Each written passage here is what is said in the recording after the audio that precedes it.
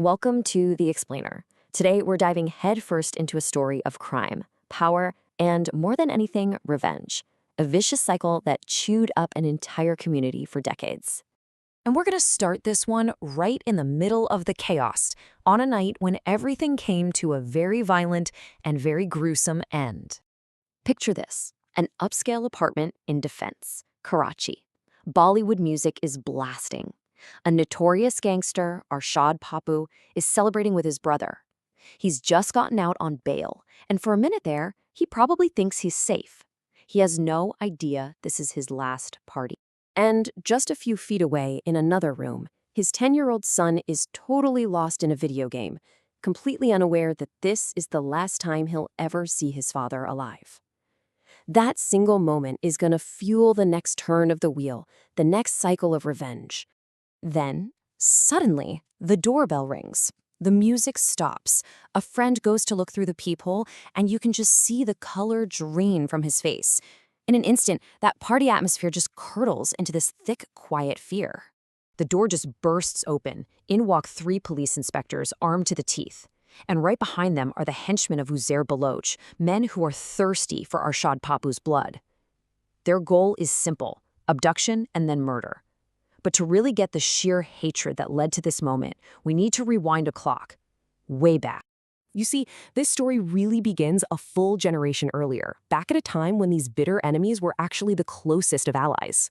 So back in the 70s and 80s, you had 2 main guys running the underworld in Liari.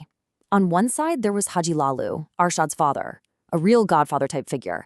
And on the other, Dodgeable, the father of the infamous Rehman Dacoit. They each had their own turf, their own drug empires. Now, here's the thing that's kind of wild. These 2 powerful families, they weren't just at peace. They were allies, deeply allied. They had family ties, they worked together, they even carried out revenge for each other. I mean, at one point, Haji Lalu's own gang hunted down and killed the guy who murdered Rehman Dacoit's cousin. That's how close they were. So, you have to ask, right? How did this powerful alliance between the next generation, between Arshad Papu and Rehman Dacoit, how did it shatter so completely, so violently? I mean, Arshad and Rehman, these guys grew up together. They weren't just partners in crime. They literally married into the same family. They were brothers-in-law. Their lives, their businesses, everything was completely tangled up together. And then, in 1995, that bond just shatters. Rehman and Arshad's brother get arrested together. Haji Lalu, the father, swoops in and bails out his own son, but just leaves Rehman to rot in jail.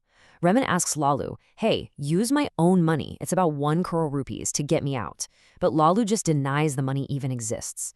And that one single act of betrayal, that was the seed for a bloody gang war that would go on for decades. A couple of years later, Rehman manages to escape from custody. And that little seed of betrayal, it doesn't just sprout, it explodes into an all-out war. This wasn't about money anymore. This was about Badla, revenge. Arshad Papu demanded that a local transporter, a guy named Faizu Mama, start paying him protection money. But Faizu was an old friend of Rehman's father, and out of loyalty, he refused. For that refusal, Arshad Papu had him kidnapped and executed. The brutality just escalated. It became personal and terrifying. Arshad kidnapped Rehman's own uncle, called Rehman on the phone, and forced him to listen to his uncle's screams. Then he murdered him, basically daring Rehman to try and stop him. But Arshad still wasn't done.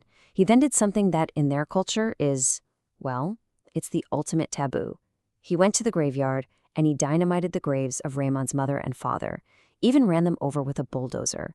It was an act of pure, profound disrespect, designed to inflict the deepest wound possible.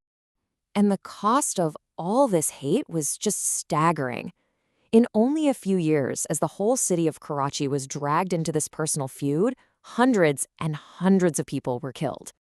Okay, so now let's bring this story full circle. Because this kind of violence, it doesn't just go away. It creates new Avengers. This is how all that history ties back to that tragic party we started with. By 2013, the whole chessboard had changed. Rehman Dacoit was dead, killed by police. Arshad's powerful father, Haji Lalu, died mysteriously in prison. And in Rehman's place, his successor rose up, a man named Uzair Baloch, who became even more powerful. And here's the key. Uzair had a very personal score to settle. That transporter who Arshad Papu had murdered all those years ago, Faizu Mama, that was his father. So on that night in March 2013, Uzair Baloch finally got his revenge for his father's death. The brutality it's hard to even imagine. Arshad Papu was dragged to Lyari, and in front of a crowd, he was tortured and dismembered while he was still alive. They played football with his head, and then they burned what was left of him. It was a public spectacle designed to terrorize and to broadcast very clearly the finality of Uzair's revenge. And this is where the cycle chillingly completes itself. That 10-year-old boy playing video games, the one who watched his father get dragged away, he never forgot the faces he saw that night. 8 years later, now a young man himself, he allegedly exacted his own badla, assassinating 2 of the police inspectors involved in his father's murder before he was arrested.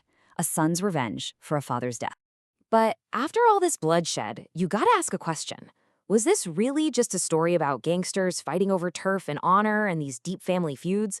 Or was there something bigger going on here? Well, the evidence suggests a much bigger game was being played. You had gangsters holding meetings out in the open, in graveyards, with plainclothes police acting as their security. Guys like Haji Lalu were supposedly so powerful, they could influence who got promoted in the police, who got appointed in the courts.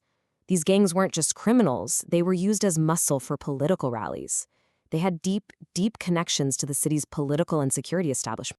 And that leaves us with this one final, really provocative thought.